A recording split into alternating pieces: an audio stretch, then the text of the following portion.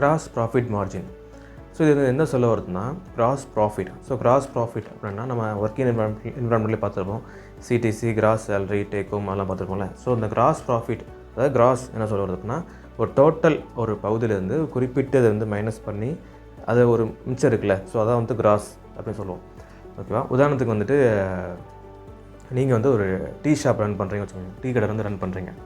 So அன்றைக்கி காலையில் start ஆகுது, நைட்டு வரைக்கும் ஓடிட்டுருக்கு. ஸோ நைட்டு நீங்கள் பார்க்குறீங்க அந்த லாக்கரில் வந்துட்டு 10,000 இருக்குது. ஸோ அன்னைக்கு உள்ள ரெவன்யூ வந்து 10,000 ஃபார் எக்ஸாம்பிள் நான் சொல்கிறேன். ஸோ இதுதான் வந்து டோட்டல் ரெவன்யூ. ஸோ இதில் வந்து கரெக்டாக அந்த டீ காஃபி போடுறதுக்கு எது கரெக்டாக யூஸ் ஆகிருக்கு, அதுக்கு தேவைப்பட்ட பொருள்லாம் என்ன, வாட்டர், அப்புறம் வந்து தண்ணி தேவைப்படும், அப்புறம் பால் தேவைப்படும், அப்புறம் வந்து டீ பவுடர், டிகாஷன் தேவைப்படும், அப்புறம் காஃபி பவுடர் இது, அப்புறம் வந்துட்டு அந்த டீ போடுறதுக்கு தேவையான மாஸ்டர். ஓகேவா? இவங்களுக்கு செலவான அந்த காஸ்ட், அதாவது அதை மட்டும்தான் ஒரு டோட்டல் ரெவன்யூ வந்து மைனஸ் பண்ணி பார்க்கும்போது மிச்சம் ஒன்று இருக்கும் பார்த்தீங்களா, அதுதான் வந்து கிராஸ் ப்ராஃபிட்.